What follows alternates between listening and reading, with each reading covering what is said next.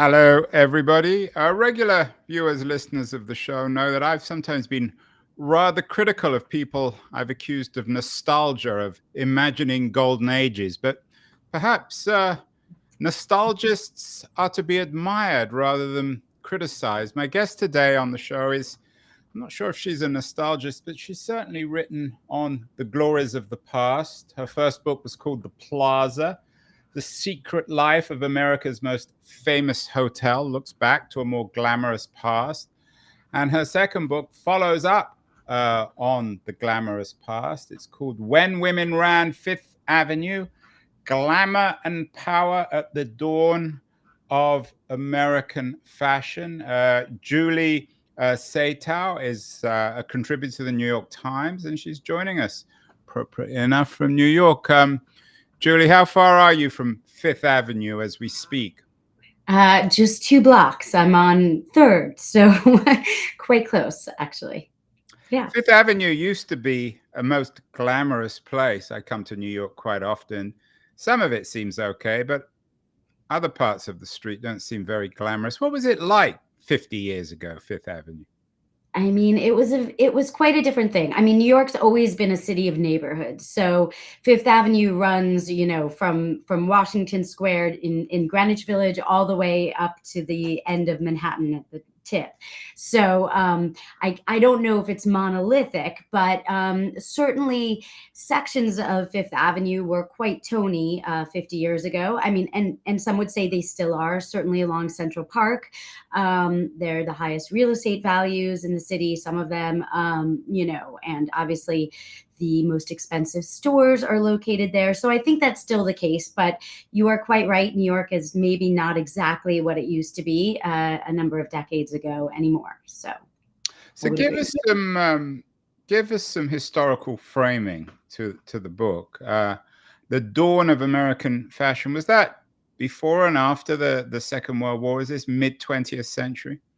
Yes, I would say that's about right. It started in the 1930s, really, when one of the women in my book, Dorothy Shaver, who was the president of Lord and Taylor, when she started advertising the names of American designers in the newspapers as part of the Lord and Taylor advertising campaigns. Before that, there really were no known American designers. And even then, there were very, very few.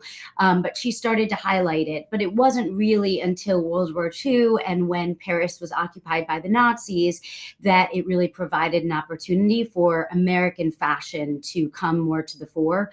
Before that, it was always Parisian fashions. The idea of America and fashion was just anathema. So it's hard to imagine the French being at the forefront of anything, especially technological. But the French, of course, invented the department store in the 19th century. Tell us about that invention. Was it rooted in fashion or technology or commerce? I would say it's rooted in commerce, in marketing. It was largely a marketing ploy in some ways. It was Le Bon Marché was the first real, true department store. At least that's what is largely considered to be true. And it had a number of innovations. It was there were set prices before that. Most goods were haggled. That was quite common. They also came up with the concept of departments, of grouping goods in certain sections together. Window displays that before then, you'd go to a dry goods store and you could buy, wagon wheels and coffee beans. And it was just a huge mishmash of things. And, the windows did not have any display except for a pile of old goods, and so he created that concept. The store really was at the forefront of display and all of those kind of innovations. So that's why it's credited as being the first of its kind, really.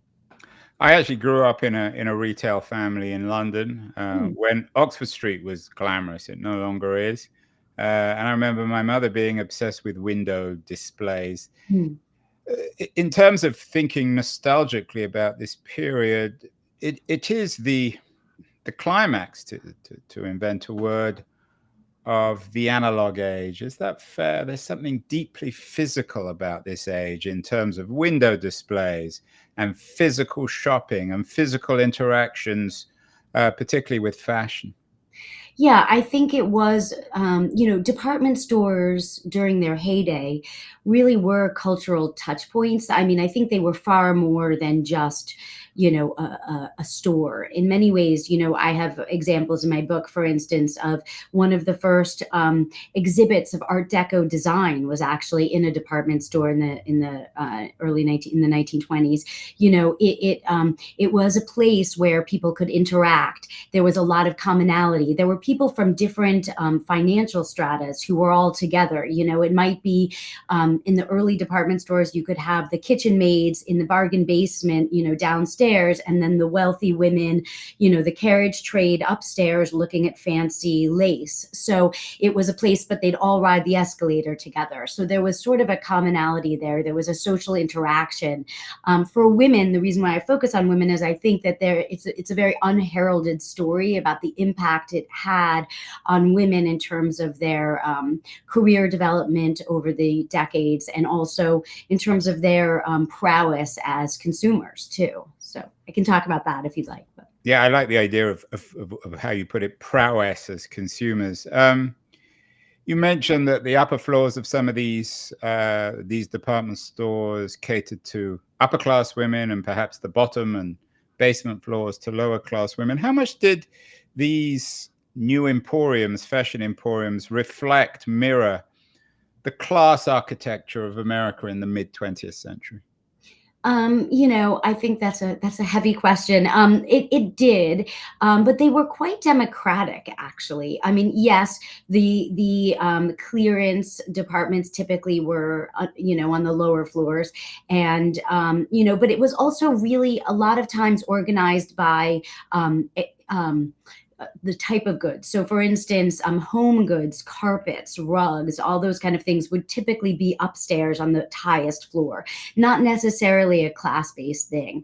I see them as quite democratic because you could buy goods from all sorts of levels. I mean, I think today we're very bifurcated in terms of the way stores market themselves. You've got Target, or you have Bergdorf Goodman in New York, and they really focus on specific markets. And that was not the case. They really reflected the demographics of where they were situated. So department stores in smaller towns really catered to those communities. The buyers were focused on what the women and some men, were interested in buying in that community. So, of course, New York had a certain expansive demographic that maybe smaller towns didn't, or San Francisco was a big area for department stores too, Chicago, but I think they were quite democratic, actually.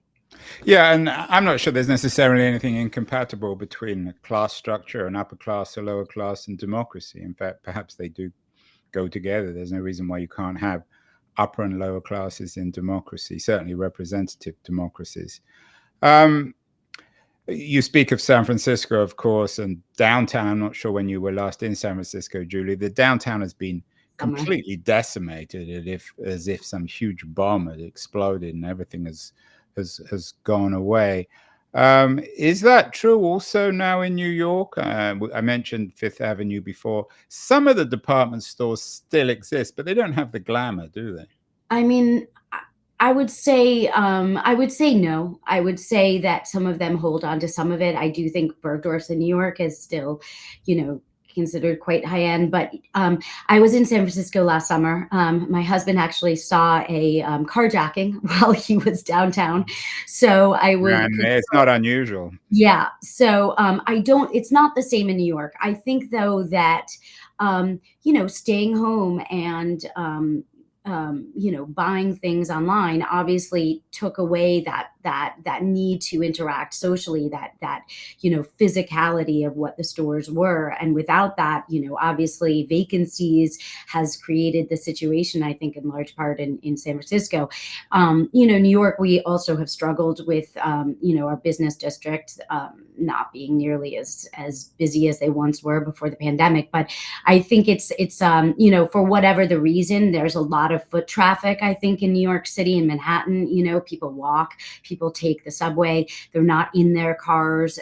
It's not quite as isolated. So the downtowns or the business districts aren't quite as, decimated as maybe in San Francisco would be my. Julie, I'm sure you've had this question before, so excuse it and if you've had to deal with it in the past. New York, of course, was a relatively integrated town, large communities of immigrants, strong Jewish presence, and I assume that was reflected in the ownership and the management of department stores. But did these department stores, even in their heyday, even in their glory days, reflect all the racial and religious animus in America? Or were there places where African American women, for example, would have been comfortable going into and browsing around? Well, as I said, the department stores largely reflected the communities they were in. So there were department stores that, really catered to the African American community or what have you. But no, they were not places of integration, I would say, at all. Actually, in 1942 was basically the first time that Black women were acting as saleswomen. Before that, there were plenty of African Americans working in department stores, but largely in the warehouses or in the back end systems, not on the floor. And it was really in 1942 where I mentioned Lord and Taylor before, but Lord and Taylor was one of the first to actually hire Black women up front on the sales floor. Also, G. Fox's in Hartford, Connecticut, actually, which was owned by a Jewish woman. It was also in 1942 hired some Black saleswomen in the underwear department, which was very radical because white consumers did not want them touching their under things. So that was kind of a big deal. But no, it was not really integrated. And in fact, the early department stores, the women really were, made up the bulk of the sales staff, but the men ran things. We've all heard of Bloomingdale's rather, or Macy's, those were real men, and it was their names, on the name of the store, but inside it was the women. And there was a real paternalistic attitude towards them by a lot of these managers. And they wanted to, make them appear more cultured. So they actually offered them classes on proper manners, on, how to speak. And they mostly hired native speakers because they did not want any accents, things like that. So there was a whole, emphasis on presenting a certain way. So what would have happened if a Black woman had come downtown from Harlem and gone into one of these stores? Would they have been followed? Would they have been allowed in? They would have been allowed in, but yes, they probably would have been followed. They would have felt very uncomfortable. I doubt they would have felt at ease,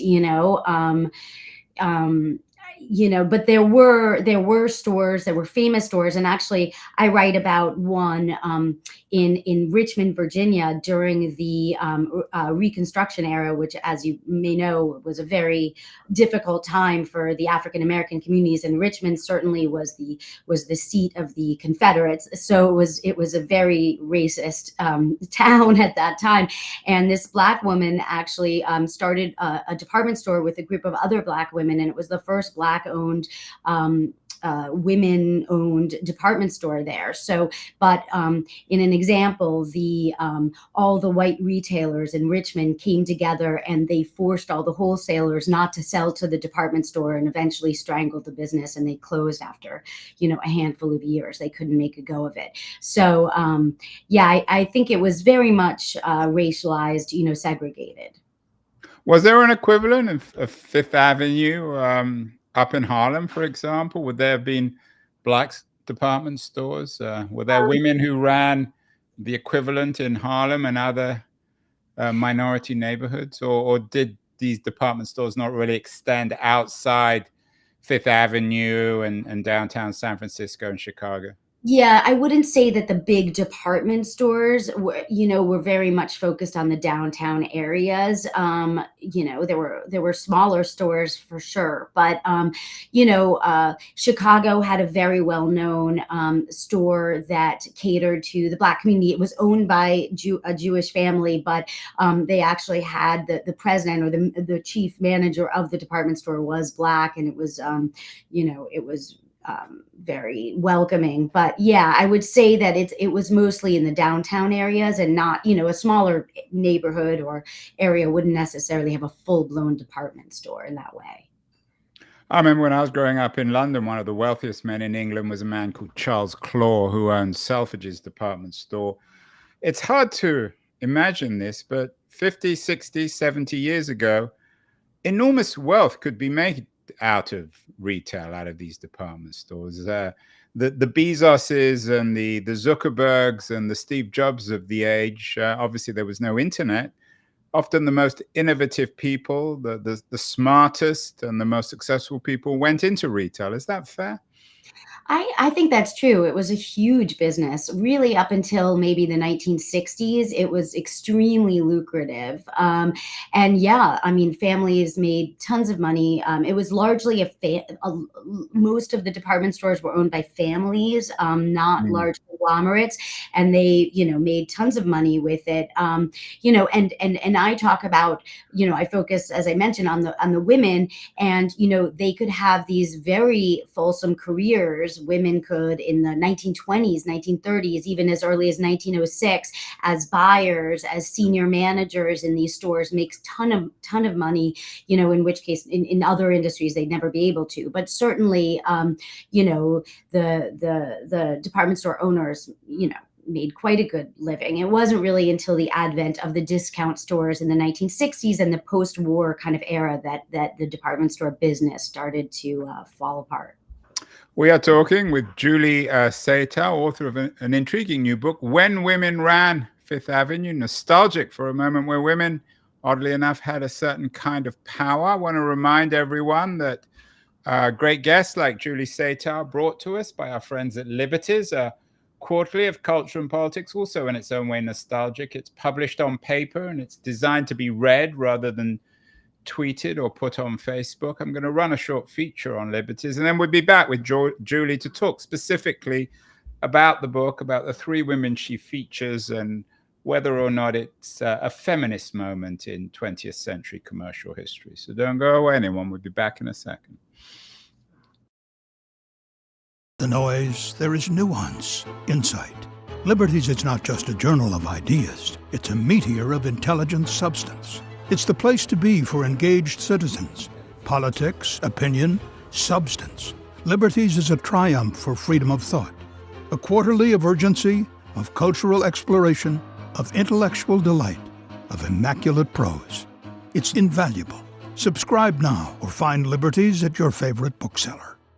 And you can subscribe to Liberties at libertiesjournal.com. We're speaking with Julie Satow, the author of When Women Ran Fifth Avenue. Julie, when people see that title, at least, they're going to think, is this a form of feminist nostalgia, that there was a time historically when women were in charge of commerce? Or, as you suggested earlier, were they the front people and the moneyed interests still remained male? Well, I would say that there is an effort by a lot of journalists and historians right now to unearth histories of important people that may not have their stories had not been recorded before because they were women or they were minorities, what have you. So I think it's in that vein. I think it is a feminist book. I don't apologize for that. I embrace Well, I it. certainly wouldn't ask you to apologize for that. Yeah, I feel that, it's hard to say. I focus on three women. They had very different journeys. They had very different, very different journeys on their way up the corporate ladder. I would say that one of them, Dorothy Shaver, was the most like a very successful male CEO. She was very close with the founder of IBM. She made the most money of any woman that we know of in terms of a published salary in that era. Yes, there she is. And there's a great photo for people listening. It's a wonderful photo of a man bending. It's the reverse of normal gendered stereotypes. The woman sitting down, and the man dutifully bending over her, giving her the papers to sign. It is. Life magazine called her America's #1 career woman. She was made president of Lord & Taylor in 1945.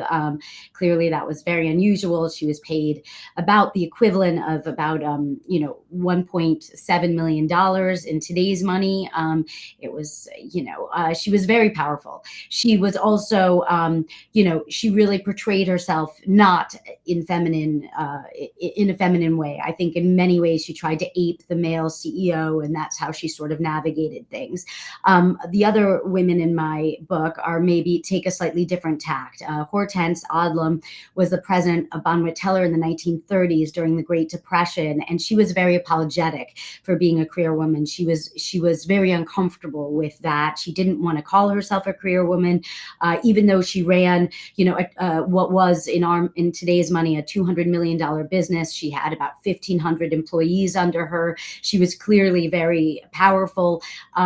She was the first woman to run a major department store on Fifth Avenue, but she called herself a hostess, and she said that it was akin to, hosting a dinner party for your husband, that was essentially what she was doing in the department store. So that's how she portrayed herself, and I think she really came to regret and resent her career.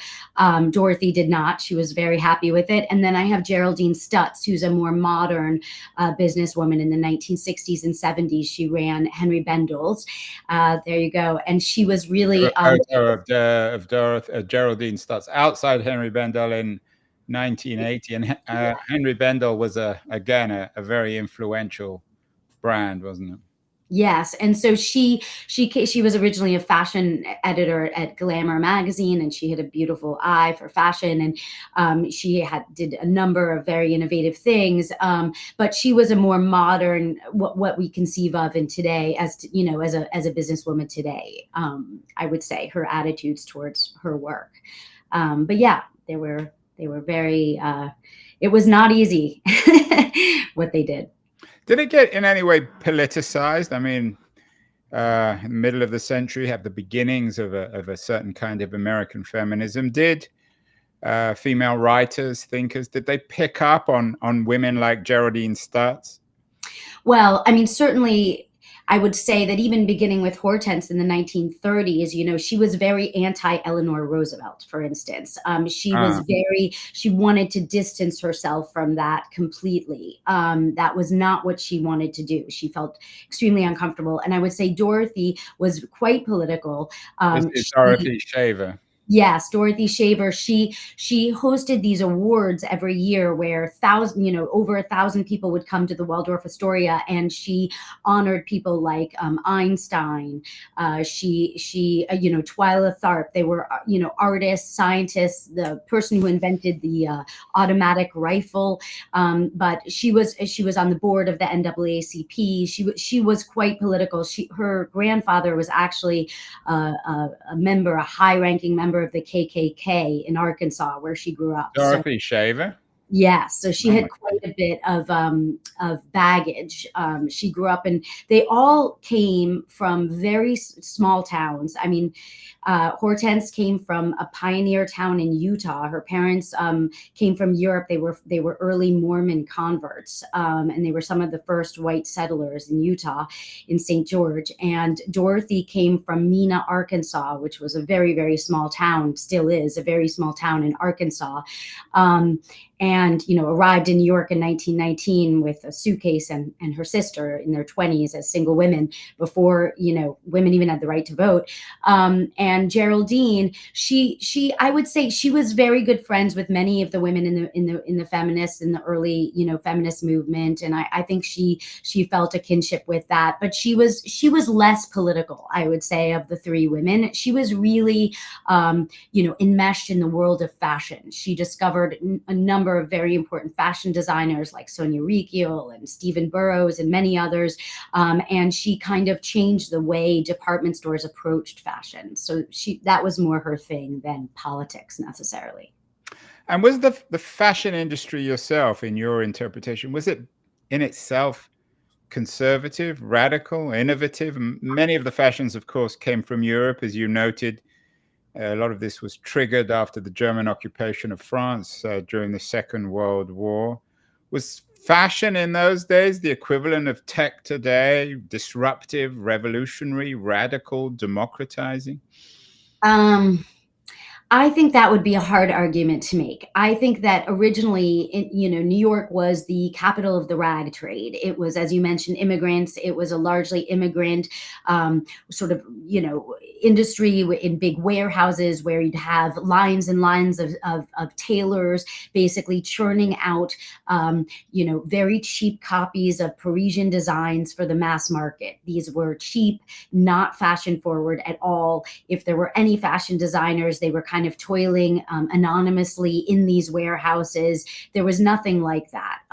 Then in the 1940s and 1950s, you started to get Claire McCardell. You started to get this concept of American design and sportswear, and that was quite disruptive. I mean, Paris and Parisian designs was very much a haute couture culture, and it was very high end. It was very expensive. It was very, it's for ladies of leisure for the most part. And women, many of them made their own clothes.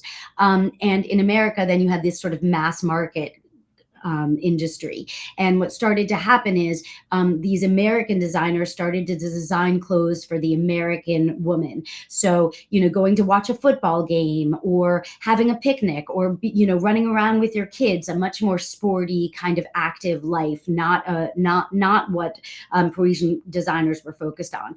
And so, the bikini, comfortable work clothes, all those kind of things was very much an American concept. And I think that was quite disruptive.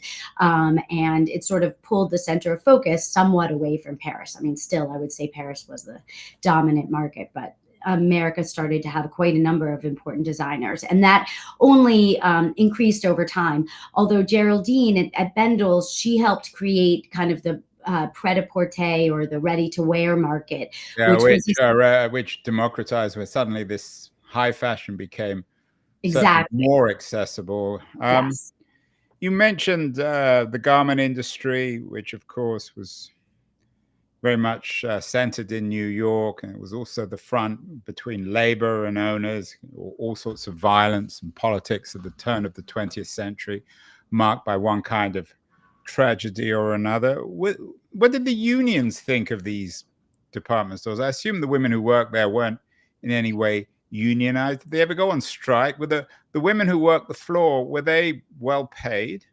Yeah, it's interesting. I was surprised that there really wasn't more of an effort to unionize. I think because they were treated relatively well. I mean, it changed over the decades, sort of in the era of the ladies' mile and when department stores first became a thing. It was actually sort of a step up from factory work, but it was long hours. There were often many fines. You would get charged if you did something wrong. You weren't allowed to sit, even if there were no customers around. You had to stand for many hours. It was hard work, but they were relatively well paid. And as I mentioned, there was a bunch of benefits to working in a department store in that era. They had actually dentist offices in the department department store for the employees. They had lunch rooms. Some major department stores, had retreats out of the city where they would give them free vacations, things like that. So it was a trade-off. It was considered, a relatively good job. I think that prevented it. But there was a whole backlash, especially in the 1920s, about sort of this idea that it was morally corrupt and that these women, these young working women, were naive and they were surrounded by all this luxury and all these beautiful goods, and they were going to enter a life of crime and start stealing things in order to have these goods because they were so, enamored by them, and that this would be morally corrupting to them and women shouldn't work. So there was a whole narrative of that. But there was really no major union efforts, which, as I said, was somewhat surprising. Yeah, I'm sure you've seen the movie The Apartment, which is one of the great classics of American cinema, a film about how senior management at one of these corporate organizations preyed on the women on the floor. Did that happen in the department stores with some of the senior men, particularly the owners of these department stores? Did they prey on the working women sexually?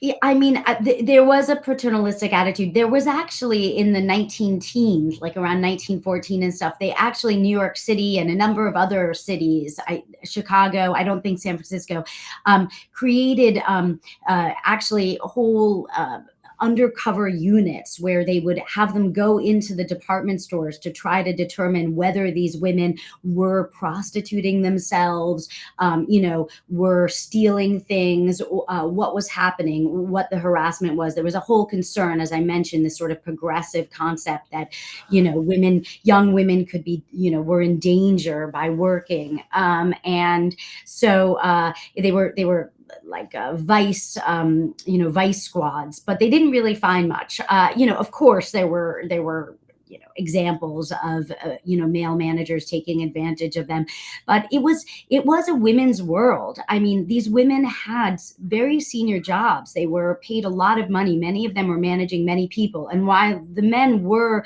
at the topmost echelon, many of them didn't have that much interaction with the women on the floor. And the women on the floor had their own communities. They really formed groups together. Department store, the different departments worked together.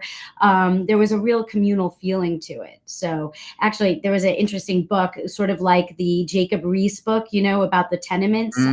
There was someone did that. A sociologist went undercover in the department store, and it was published right before the 1929 crash, where she spent several summers in department stores and wrote about what that was like. It's a fascinating story, a book called The Sales Lady. I recommend it. Well, Lisa, we began with nostalgia. Let's end with it. Clearly, the world you describe has been destroyed. It no longer exists. Maybe one or two stores on Fifth Avenue, but nowhere else, maybe in Paris, barely in London even.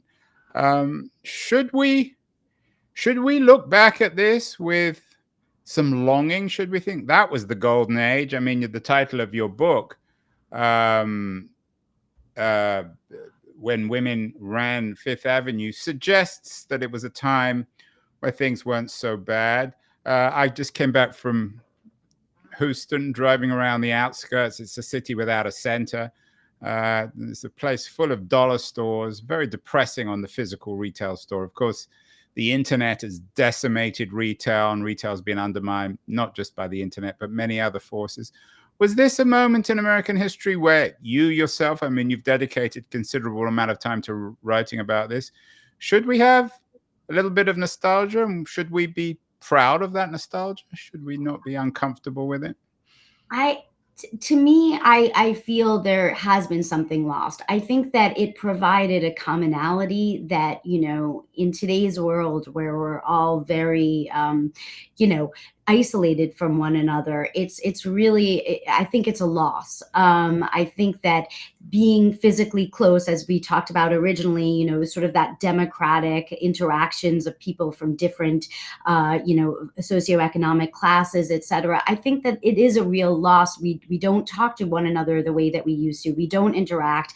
I think it's much more commoditized. You think that it's just, buying things back then was just like buying things now. But in fact, if you think about, purchases on Amazon, it's a very commodity, you're just literally buying something. Whereas there, it was a whole experience. There were memories made, you were smelling things, you were interacting with people, you were having lunch there, you were, having your hair done. There were all sorts of things that occurred there that I think,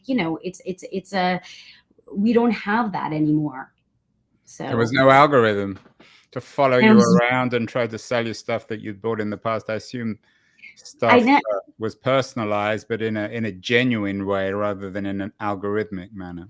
And I think that also that, the excitement of discovery is something that we've lost. I also think that is very sad, going into a store and stumbling upon something you didn't even know you wanted, or, that kind of excitement and that joy. We sort of now it's very, it's very errand focused, whereas it used to be a bit more sensorial and experiential. So You're more romantic than functional. Finally, Lisa, vinyl records are back. People want that physical experience. Some high-end goods stores seem to be doing quite well. Is it conceivable that the department store will reappear, a very high-end department store, in some ways mimicking the stores that you've written about in the 20th century, or is that inconceivable? I think it's very hard in this financial world. I think it's very expensive to have a large store, where you have so much, variety of goods. You mentioned London. I mean, Harrods, is obviously very famous as a department store, but I think last time I went in, it felt very much a ghost of its former self. It's very expensive to have all these things on display and pay all these people to focus on customer service. And I just don't think that there's enough demand that someone's going to take that kind of chance, although I wish they would. Well, Julie Satow, I want to thank you so much. Congratulations on the new book, When Women Ran Fifth Avenue. If you can't make it to your local glamorous department store, you can at least read Lisa's book on it. Thank you so much, Lisa. Julie, but thank you. Whoops.